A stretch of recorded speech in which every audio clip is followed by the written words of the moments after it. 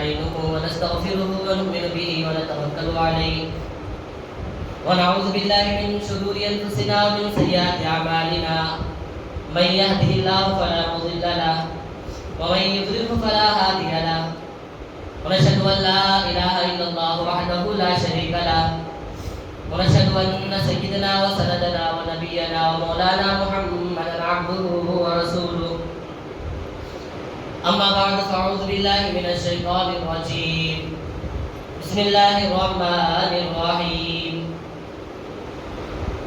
الله ولي الذين آمنوا يخرجونهم من الظلمات إلى النور والذين كفروا أولياءهم الطاغوت يخرجونهم من النور إلى الظلمات وقال تعالى في موضع آخر ألا إن أولياء الله لا خوف عليهم ولا هم يحزنون وقال النبي صلى الله عليه وسلم الإيمان بضع وسبعون شعبة فأفضلها قول لا إله إلا الله وأدناها إماتة الأذى عن الطريق أو كما قال عليه الصلاة والسلام صدق الله العظيم وصدق رسوله النبي الكريم.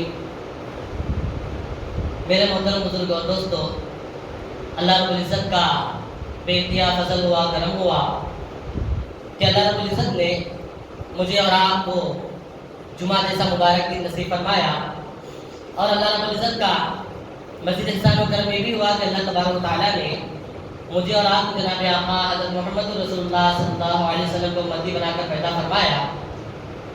اللہ تبارک و تعالیٰ نے کم و بیش 1,24,000 انبیاء علیہ السلام کو دنیا میں پہنچ فرمایا. سب سے آخر میں میرے اور آپ کے آقا جناب محمد رسول اللہ صلی اللہ علیہ وسلم کو اللہ تبارک و تعالیٰ نے ہمارا نبی بنا کر اس دنیا میں بھیجا.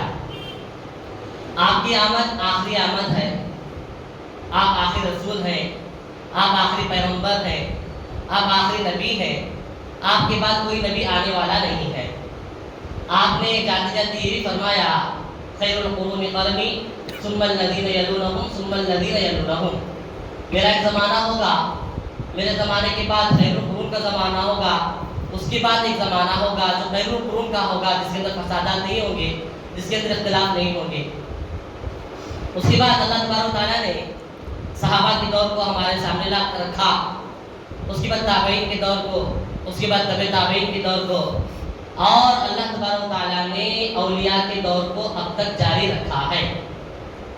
یہ بات ذہن میں اکثر لوگوں کی ہوتی ہے کہ اس زمانے میں اب کوئی ولی پیدا نہیں ہو سکتا، تو وہ غلط ہے، وہ غلط ہے.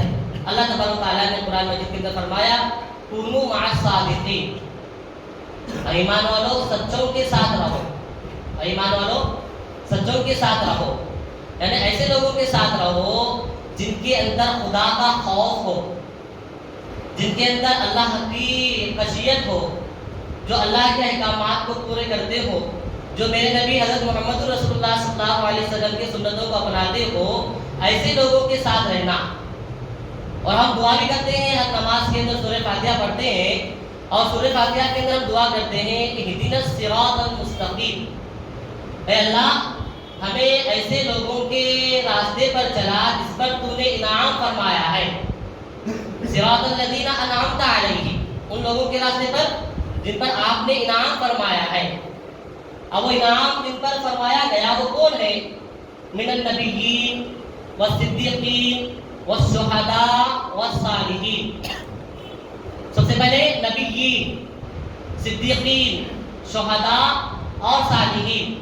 نبیوں کا دور ختم ہو گیا، صدیقین کا دور ہے، شہداء کا دور ہے، صالحین کا دور ہے. یہ ہر زمانے میں انسان اس مرتبے کو پا سکتا ہے، اس کے اندر بشرطے کہ تقویٰ ہو. تب یہ دور جو ہے اولیاء کا دور ہے، یہ دور جو ہے اولیاء کا دور ہے. اللہ تبارک و تعالیٰ اس دنیا کو اولیاء سے بھر کر رکھا ہوا ہے. بس ہم کو بھانپنا ہے، ناپنا ہے، تولنا ہے، اور دیکھنا ہے کہ شریعت کا پابند ہے، یہ احکامات کو پورا کرتا ہے، یہ سنت نبوی کو پورا کرتا ہے، اس کے اندر پوری کی پوری شریعت چھائی ہوئی ہے اور یہ اچھائی کا حکم دیتا ہے. بس اس اس کا دامن پکڑنا، اس کے ہاتھ کے پر بیٹھ ہونا اور اس کے بتائے ہوئے طریقے پر چلنا، اسے کہتے ہیں اولیاء والی صفت کا اندر لانا۔ اولیاء والی صفت کو اندر لانے کے لیے کیا کرنا پڑتا ہے؟ سب سے پہلے اولیاء کے در پر جانا پڑتا ہے، اللہ والوں کے در پر جانا پڑتا ہے۔ اور اللہ والا کون ہوتا ہے؟ اللہ والا دنیا سے کرانہ کش اختیار کرنے والا ہوتا ہے۔ وہ دنیا کو چاہنے والا نہیں ہوتا، وہ دنیا کہنے والا نہیں ہوتا۔ دنیا ان کے سامنے لا کر ڈالی جاتی ہے تو ٹھوکر مار دیتے ہیں۔ ہیرے جواہرات ان کے پاس رکھتے ہیں تو ان کو ٹھکرے معلوم ہوتے ہیں، مٹی کے ڈھیرے معلوم ہوتے ہیں، اسے کہتے ہیں ولی۔ اور ولی کب بنتا ہے بندہ؟ ولی اس وقت بنتا ہے جب انسان، اس بندے کے اندر خدا کا سب سے پہلے خوف ہو، ہر کام کرنے سے پہلے وہ اللہ تبارک و تعالیٰ کو سامنے رکھے، اسے ولی کہتے ہیں۔ اور ولی جو ہوتا ہے، جو اللہ کا دوست ہوتا ہے، وہ انسانوں کو ظلمات یعنی گناہوں سے بچاتا ہے اور نیکی کی طرف لاتا ہے۔ قرآن نے اس کی گواہی دی، اللہ ولی الذین آمنوا یخرجونہم من الظلمات الی النور۔ جو اللہ والے ہوتے ہیں، جو اللہ کے دوست ہوتے ہیں، وہ انسانوں کو ظلمات یعنی اندھیریوں سے نکالتے ہیں اور نور کی طرف لاتے ہیں۔ خدا کا خوف ہونا بہت ضروری ہے، انسانوں کے اندر بھی خدا کا خوف ہونا چاہیے۔ آپ صلی اللہ علیہ وسلم زمانے میں ذہن میں بات آئی، آپ صلی اللہ علیہ وسلم زمانے میں جانوروں کو بھی خوف تھا۔ ایک صحابی آپ صلی اللہ علیہ وسلم کے پاس آئے اور آ کر کہنے لگے، یا رسول اللہ صلی اللہ علیہ وسلم، میں تاجر ہوں، میں مزدور ہوں، میرے پاس ایک اونٹ ہے، میں اس کے اوپر اپنے سامان لاتا ہوں، دن بھر مزدوری کرتا ہوں، دن بھر کاروبار کرتا ہوں، رات میں آتا ہوں اور اس کو دانہ بھی دیتا ہوں، پانی بھی دیتا ہوں اور اس کی پوری ضروریات کو پورا کرتا ہوں۔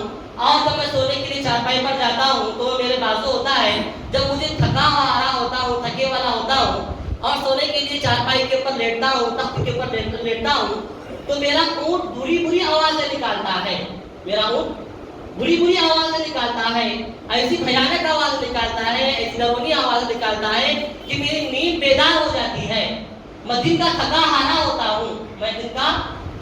ہوتا ہوں، جی چاہتا ہے کہ اونٹ کو مار دوں اور میں سو جاؤں، لیکن وہی میرا سرمایہ کار ہے۔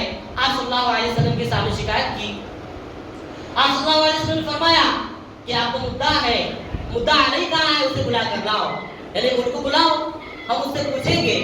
تو اونٹ کو بلایا گیا، آپ صلی اللہ علیہ وسلم کے پاس حدیث شریف کے اندر آتا ہے، اونٹ ایسے آیا جیسے کہ ایک با ادب آدمی آتا ہے۔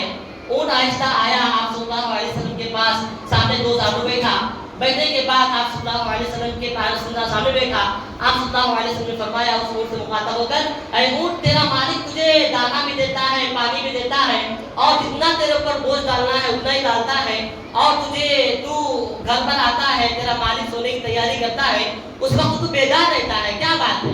اس وقت تو بیدار رہتا ہے، کیا بات ہے؟ اونٹ نے کہا کہ یا رسول اللہ صلی اللہ علیہ وسلم، میرے مالک نے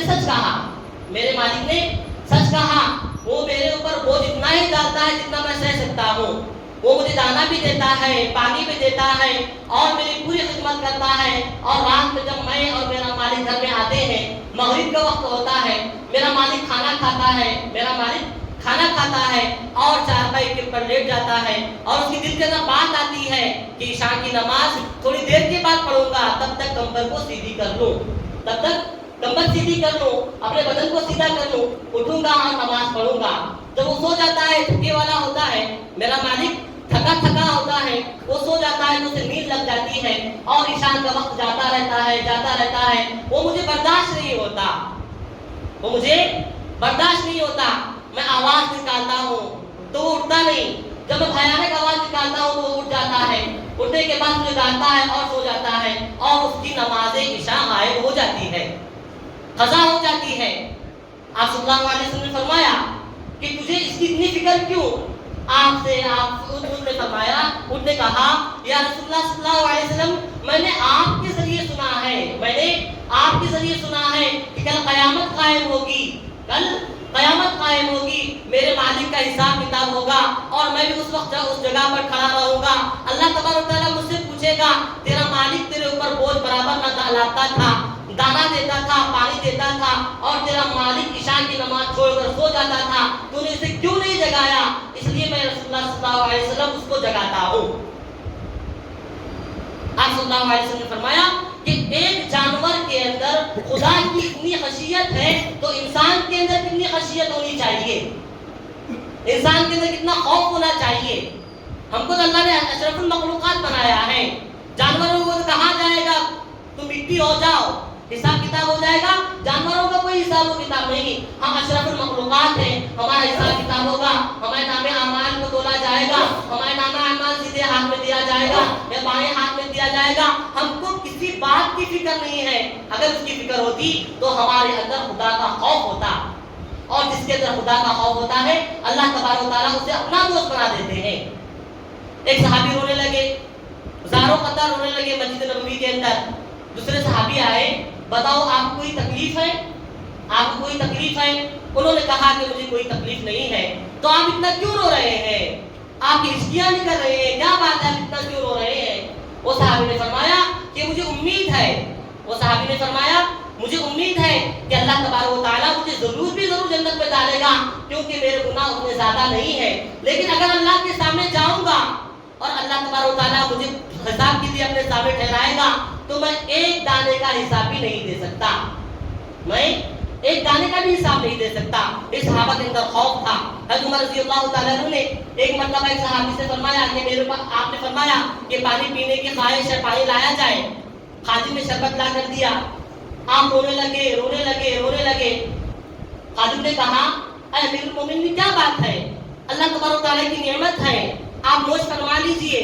کہا کہ یہ شربت جو آیا ہے اس سے مجھے خوف ہے کہ اللہ تبارک و تعالیٰ میرے نیکیوں کا بدلہ دنیا میں ہی کیوں نہیں دے رہا، دے تو نہیں رہا، میرے نیکیوں کا بدلہ اللہ تبارک و تعالیٰ دنیا میں ہی کیوں نہیں دے رہا، دے کیوں نہیں رہا؟ اس بات کا خوف ہے کہ اگر میں نیکیاں کر رہا ہوں تو اس کا پورا بدلہ دنیا میں مجھے مل رہا ہے، تو کل قیامت میں میرا کیا ہوگا، لیکن ہمارا حال کیا ہے، ہمارے پاس پیسہ زیادہ آ جاتا ہے، ہمارے پاس بینک بیلنس زیادہ ہو جاتا ہے، ہمارا نام اونچا ہو جاتا ہے، تو آدمی کیا سوچتا ہے کہ اللہ کا دیا ہوا ہے خرچ کر رہا ہوں، اس میں کیا بات ہے، اللہ کا دیا ہوا ہے خرچ کر رہا ہوں اس میں کیا بات ہے، دوسرے کو کیوں درد ہوتا ہے جب میں خرچ کرتا ہوں؟ تو میرے مطلب دوستو، صحابہ کے پاس جب دولت آتی تھی تو صحابہ خوف زدہ ہوتے تھے اور کہتے تھے کہ میرے نیکیوں کا بدلہ، میری نمازوں کا بدلہ، میرے روزے کا بدلہ، میرے زکات کا بدلہ اللہ تبارک و تعالیٰ دنیا میں دے گا تو آخرت میں میرا کیا بنے گا؟ ہم فضول خرچی کرنے میں سب سے آگے ہیں، اللہ تبارک و تعالیٰ نے فرمایا ان المبذرین کانوا اخوان الشیاطین۔ صحابہ کی وہ حالت تھی، شربت پیش کیا جا رہا تھا تو صحابہ رو رہے تھے، امیر المومنین رو رہے تھے۔ وہ کون امیر المومنین؟ کہ آپ روتے آپ میں یہاں پر نالیاں بن گئی تھی، آپ مراد رسول صلی اللہ علیہ وسلم ہے، اللہ تبارک و تعالیٰ سے آپ صلی اللہ علیہ وسلم مانگ کر لیا تھا اے اللہ عمر کے ذریعے اسلام کو تقویت پہنچانا، آپ امیر المومنین ہیں، آپ عشرہ مبشرہ میں ہیں، اللہ تبارک و تعالیٰ نے دنیا میں ہی آپ کو جنت کی خوشخبری دے دی تھی۔ آپ سسر ہیں آپ صلی اللہ علیہ وسلم کے، حضرت حفصہ آپ صلی اللہ علیہ وسلم کی بیٹی ہے اور آپ کی نکاح کے اندر ہیں، اتنے سارے مرتبے ہونے کے باوجود، اور کیا فرمایا اگر میرے بعد کوئی نبی ہوتا تو وہ عمر ہوتے، اس کے باوجود اتنا خوف ہے کہ میرا کیا بنے گا۔ ہم شان و شوکت کے لیے، نام و نمود کے لیے، لوگوں کو دکھلانے کے لیے ایسے خرچے کر بیٹھتے ہیں اور بعد میں کہتے ہیں کہ کاش میں یہ نہ کرتا تو اچھا تھا، تو پہلے تو علماء کے پاس کیوں نہیں گیا، اولیاء کے پاس کیوں نہیں گیا، مرشدوں کے پاس کیوں نہیں گیا، ان سے مشورہ کرتا اور کہتا کہ میں یہ خرچہ کرنا چاہتا ہوں، یہ کروں یا نہ کروں؟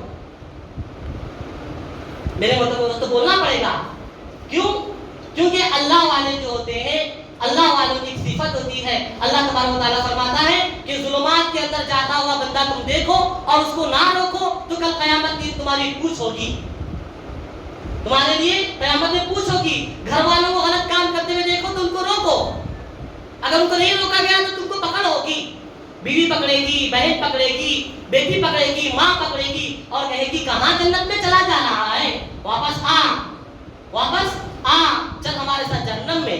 تیری خدمت کیا کرتے تھے، تیرا بستر ڈالا کرتے تھے، تجھے نلایا کرتے تھے، تجھے بلایا کرتے تھے، تیری پوری خدمت کرتے تھے تو نے دنیا کی شان و شوکت کے لیے پورا ہم کو دنیا کے اندر ملوث کر دیا، آخرت سے غافل رکھا۔ اللہ نے تجھے جنت تو دے رہا ہے، اے اللہ اگر یہ جنت میں جائے گا تو ہمیں بھی جنت میں ڈالنا، ورنہ ہمارے ساتھ اسے جہنم میں چلا ڈال دینا۔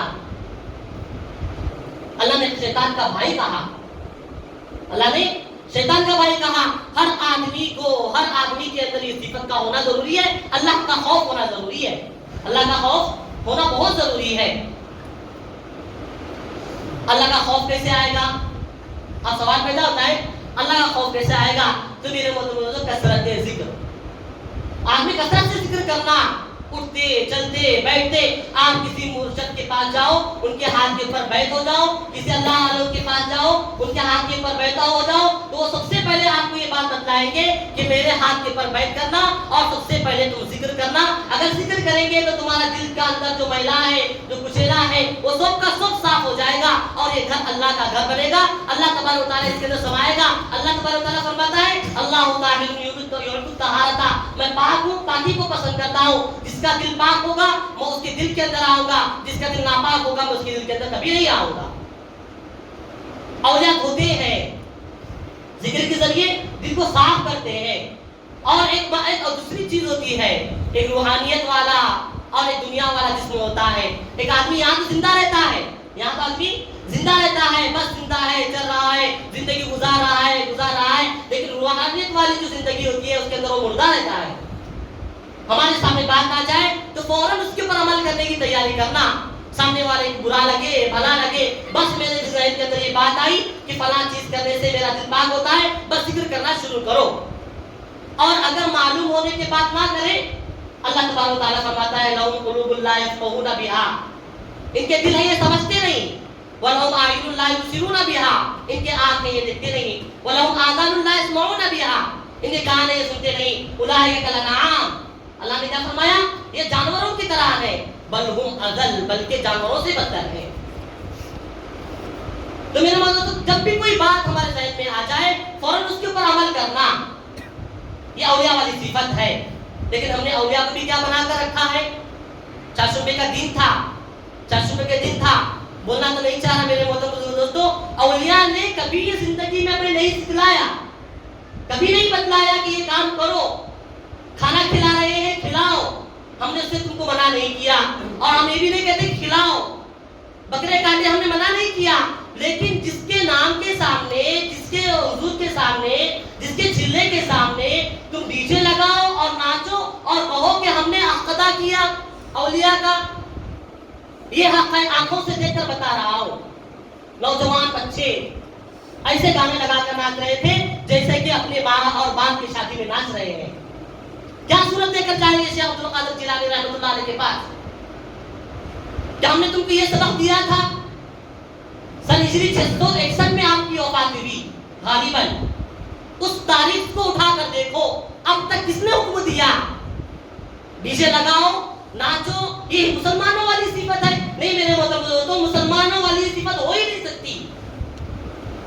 ہم کو کس عالم نے بتلایا، کس اللہ والے نے بتلایا، کس دیندار نے بتلایا، کس عالم نے، کس علم والے نے بتلایا کہ یہ کام کرو؟ میرے محترم دوستو، اللہ کے گھر میں بیٹھ کر توبہ کرنا ہے، اللہ ہم کو اولیاء کا دامن پکڑنے والا بنا، اور اولیاء جس بات کے اوپر حکم دیے ہیں وہ بات کرنے، اس بات پر عمل کرنے والا بنا، اولیاء سے ہٹ کر جو بات ہے اس کے اوپر عمل کرنے والا ہمیں نہ بنا، دعا کر کر اٹھنا۔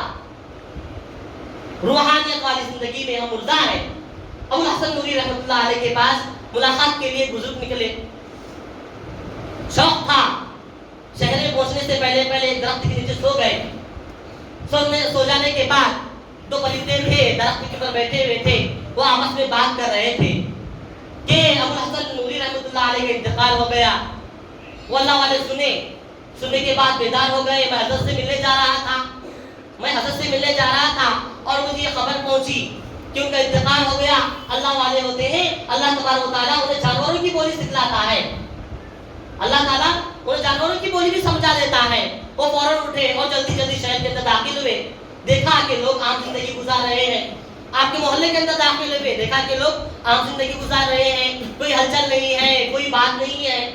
وہ پریشان ہوئے، میں نے پرندوں سے یہ سنا تھا اور یہاں پر دیکھ رہا ہوں کوئی معاملہ نہیں ہے، آپ آپ کے خانقاہ میں گئے، خانقاہ میں جانے کے بعد دستک دی، حضرت کے خادم نے دروازہ کھولا، آپ گئے، دیکھا، آپ کو گلے لگایا اور فرمایا کہ حضرت میں آپ کی خدمت میں آ رہا تھا، میں آپ کی خدمت میں آ رہا تھا اور میں خیر اللہ کرنے کے لیے درخت کے نیچے لیٹا تھا، دو پرندوں نے بات کی اور وہ خبر دے رہے تھے کہ ابو الحسن نوری رحمۃ اللہ علیہ کا انتقال ہو گیا، میں جلدی جلدی آپ کے پاس آیا اور آپ کو بڑا حیات دیکھ کر بڑا خوش ہوا جی، اور اللہ سے دعا کرتا ہوں کہ اللہ آپ کا سایہ ہمارے سر پر تادیر قائم رکھے۔ حضرت نے کہا کہ جن پرندوں نے آپ کو خبر دی کہ میں مردہ ہو گیا ہوں، میں مر گیا ہوں، وہ صحیح بات ہے۔ کہا کہ حضرت آپ تو میرے سامنے باحیات ہیں۔ فرمایا کہ میں نے 1 سے 2 لمحات کے لیے ذکر سے محروم رہا، میں 1 سے 2 لمحات ذکر سے محروم رہا تو روحانیت والی زندگی کے اندر یہ اعلان کیا گیا کہ ابو الحسن نورانی رحمۃ اللہ علیہ کا انتقال ہو گیا۔ ہمارا ذکر، ہمارا فکر، ہماری فکر، ہم تو پوری روحانیت والی زندگی مردے ہیں، اولیاء والی جو زندگی ہوتی ہے ہم مردے ہیں۔ ہم نے کتنا ذکر کیا، جمعہ کے دن 80 مرتبہ ایک درود پڑھنا ہوتا ہے، ہم جمعہ کے دن عصر کی نماز کے بعد وہ درود بھی نہیں پڑھ سکتے، سلام کہتے ہیں فوراً بھاگ جاتے ہیں، فوراً بھاگ جاتے ہیں۔ جمعہ کا خطبہ ہو گیا، نماز ہو گئی، السلام علیکم ورحمۃ اللہ، السلام علیکم ورحمۃ اللہ، فوراً اٹھ گئے، ایسا بھاگتے ہیں جیسے کہ آپ کو یہاں پر جکڑا جا رہا ہے اور آپ کے جیبوں کو خالی کیا جا رہا ہے اور آپ کے جسم سے کپڑے نکالے جا رہے ہیں اور آپ کو کوڑے لگائے جا رہے ہیں، اس طرح مسجد سے بھاگ جاتے ہیں اور بازاروں کو آباد کرتے ہیں۔ میرے محترم دوستو، اللہ تبارک و تعالیٰ آپ صلی اللہ علیہ وسلم نے فرمایا احب البلاد الی اللہ مساجدها وابغض البلاد الی اللہ اسواقها، ہمارے نزدیک محبوب ترین جگہ جو ہے وہ مسجدیں ہیں اور سب سے بری جگہ جو ہے وہ بازاریں ہیں۔ بازار میں اس نے فرمایا بازار میں جو شخص وہ کلمہ پڑھتا ہے لا الہ الا اللہ وحدہ لا شریک لہ لہ الملک و لہ الحمد وہو علی کل شیء قدیر، حدیث شریف کے اندر آتا ہے اللہ تبارک و تعالیٰ اس کے ایک نامہ اعمال میں 50,000 نیکیاں لکھ دیتا ہے، 50,000 نیک گناہوں کو اس کے معاف کر دیتا ہے اور 50,000 درجات کو بڑھا دیتا ہے۔ یہ کیوں کہ میرا بندہ دنیا کے اندر جا کر، بازاروں کے اندر جا کر بازار والا دنیا والا نہ ہو جائے۔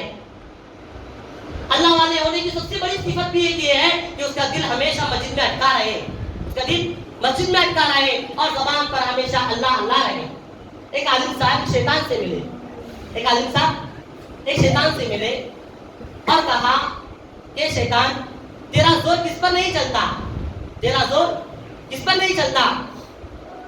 شیطان نے کہا اللہ والوں سے، اس عالم صاحب سے، چلو میں تم کو بتلاتا ہوں کہ میرا زور کس پر نہیں چلتا، میرا زور کس پر نہیں چلتا، میں تم کو بتلاتا ہوں۔ شیطان گدھے کی شکل لیا، عالم صاحب ساتھ میں ہے، دیکھا کہ اللہ والے ہیں، بزرگ ہیں، ان کے پاس گیا۔ وہ بزرگ کیا کر رہے تھے؟ کپڑا بننے کے لیے دھاگے باندھ رہے تھے، ادھر سے لے کر دھاگا ادھر تک باندھا ہوا تھا، ادھر سے لے کر دھاگا ادھر تک باندھا ہوا تھا۔ وہ شیطان گدھے کی شکل میں آیا اور ان کے پورے تاگوں کو توڑتا ہوا یہاں سے وہاں تک گزر گیا۔ وہ اللہ والے آہستہ سے لاٹھی لے کر اٹھے، اٹھنے کے بعد ایک 2 تاگوں کو پکڑا، بسم اللہ الرحمن الرحیم، یہ اللہ کی طرف سے ہو گیا۔ بسم اللہ الرحمن الرحیم، یہ میرے پروردگار کی مصلحت تھی، بسم اللہ الرحمن الرحیم، یہ میرے پروردگار کی مصلحت تھی، بسم اللہ الرحمن الرحیم، یہ میرے پروردگار کی مصلحت تھی۔ آپ نے پورے تاگوں کو باندھ دیا۔ شیطان پھر ادھر سے گدھے کی شکل میں آیا، آنے کے بعد پھر تاگوں کو توڑ دیا۔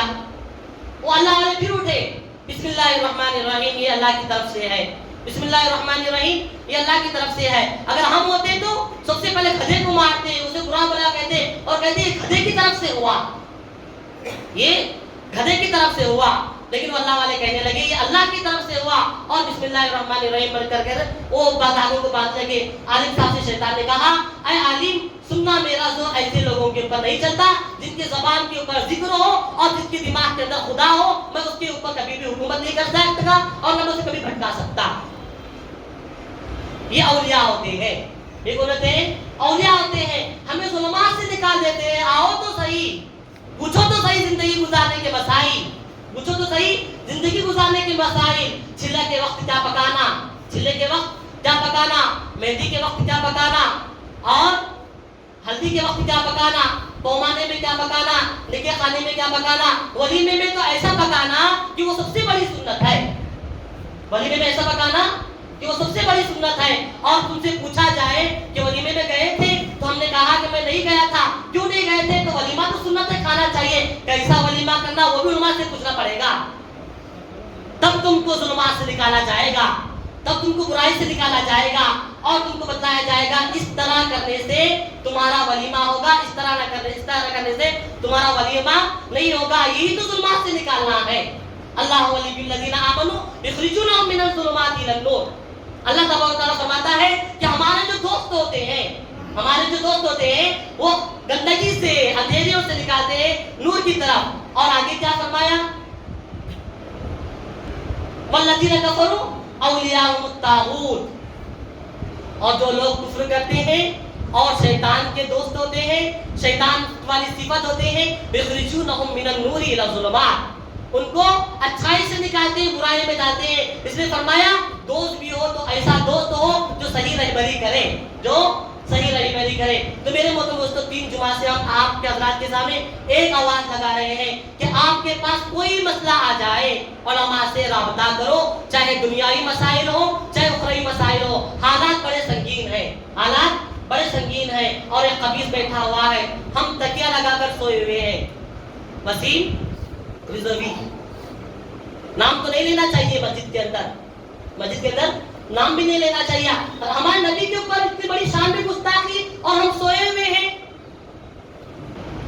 مغل زمانے کے اندر، مغل بادشاہوں کے زمانے کے اندر کوئی آواز صرف اٹھتی تھی. اب انٹرنیٹ کا زمانہ ہے، فوراً خبر معلوم ہوتی ہے. پہلے تو وہ زمانہ نہیں تھا. آپ کو اس سے پہلے میں نے واقعہ سنایا تھا جس نے نبی کی ایک شان میں گستاخی کی اور جس نے اس کی خلاف ورزی کی.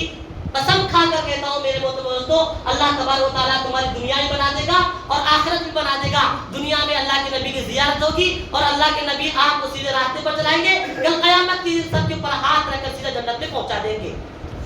بڑی غفلت میں بیٹھے ہیں. آواز تو اٹھاؤ. کم از کم آواز اٹھانے کے لیے حکومت اجازت نہیں دی تو میمورنڈم تو دے دو. اتنا بھی ہم نہیں کر سکتے. حوض کوثر پر کیسے جائیں گے؟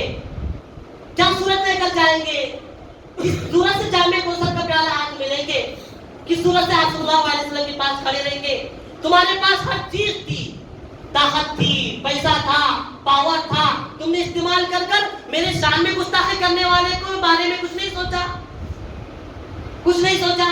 کیا جواب دیں گے؟ میرے محترم دوستو، اس لیے کہتے ہیں علماء اور اولیاء اس زمانے میں اللہ تبارک و تعالیٰ نے آباد رکھا ہے اور فرمایا کونوا مع الصادقین، اچھوں کے ساتھ رہو. تو جب تک قیامت نہیں آئے گی تب تک سچا دنیا میں رہے گا اور اس کی رہبری میں زندگی گزارنا پڑے گا. اور اللہ تبارک و تعالیٰ نے ہمیشہ نماز پڑھنے کے لیے کہا.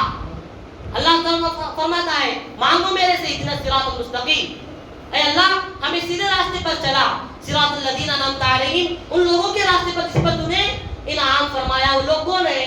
میں نے پہلے بتایا، من النبیین والصدیقین والشہداء والصالحین. ان میں سے نیک لوگ، شہداء اور صدیقین سچے لوگ اور انبیاء یہ قیامت تک قائم رہیں گے. انبیاء والی صفت، انبیاء تو نہیں آئیں گے لیکن صالحین تو دنیا میں رہیں گے. ان کی رہبری میں زندگی گزارو، دنیا بھی بنے گی، آخرت بھی بنے گی. اللہ تعالیٰ اس دعا اللہ تعالیٰ مجھے اور آپ کو کہنے سننے زیادہ منتظر